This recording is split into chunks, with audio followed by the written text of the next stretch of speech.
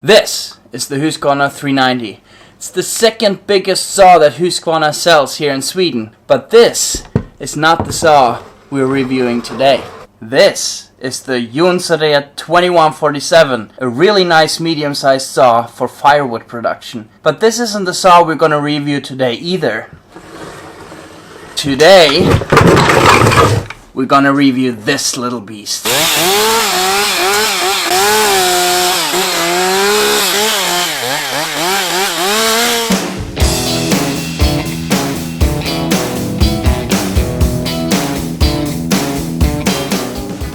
This super lightweight but still very powerful saw is very popular among homeowners who just have to do a little work around the homestead.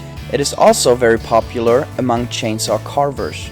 If you have to walk a long distance to carry a chainsaw just to do a little work, this might be it. This is the smallest of Stihl's professional chainsaws, and it has 1.8 kilowatt, which is 2.41 horsepower. This, in relation to 3.9 kilogram weight, which is 8.6 pounds, makes this a super strong but compact saw. It is a 35 cubic saw that is very popular among arborists with a top-handled version. Just like all the latest models from Stihl, this is a super modern saw that comes with the M-tronic and optimized fuel consumption. Our local Stihl dealer was so kind to let us borrow this brand new chainsaw, and it came with a 12-inch bar. The reason why we are interested in the saw is for our light thinning in firewood size forest that we have a bunch of on our farm, and that's where we want to use it and put it to the test. And here it is, the Stihl MS201. It is a super lightweight saw, but don't be mistaken, it is a professional saw and it has a lot of power. They also put the nut on here that doesn't drop. And I noticed that the on-off switch, when you turn it to 0 and switch the saw off, pops back into the start position. All the Stihl models didn't used to have those features.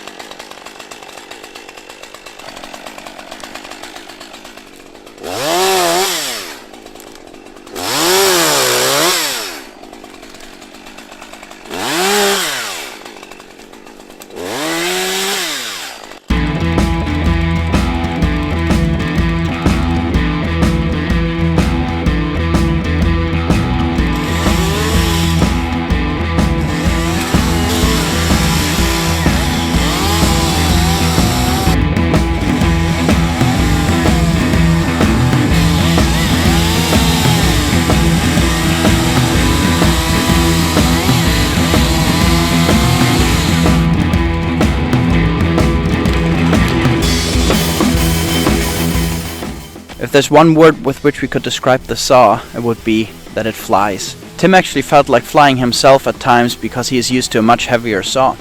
That being said, it might be of interest for you guys to know that for just a little more pocket change, you can actually get the slightly bigger Stihl 241. It comes with half a horse more inside, and it is more of the traditional chainsaw shape. So if you decide to skip your Starbucks drinks and Big Mac for a couple of days, you can actually have the money for this bigger saw.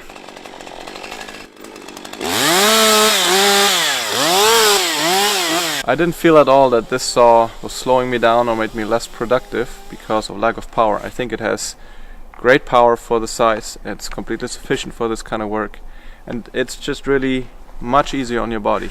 Even just starting it, pulling on the pull cord is just way less resistance than on a bigger saw.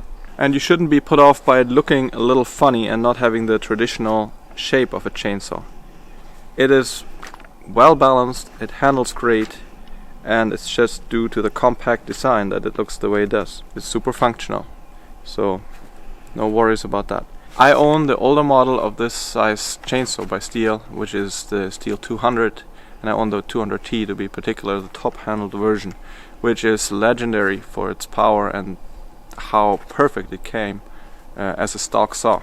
Compared to the 200T, I would say that this saw doesn't come any shorter.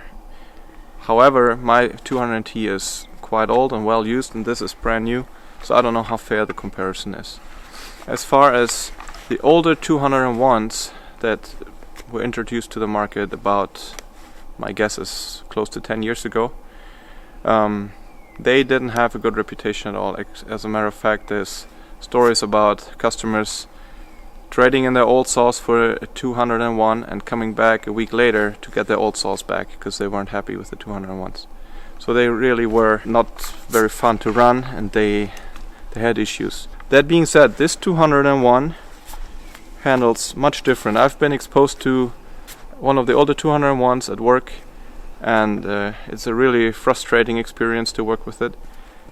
This one, however, is totally different, and probably due to the M-tronic technology that's inside of it and some other changes they might have done. One thing I was kind of missing when working with it is a sideline, a proper one up on top, or maybe here to side in your tree. It has a sideline here, which is not black, but is there. Over here it has a black one, and it works if you take the Humboldt method. But if you do the traditional Swedish way, which I call it, you would like to have one here, and it doesn't have that. There's sort of like a line here. It's not really meant to be there, but it's covered by the handle. So that's one improvement I wish they would do on it.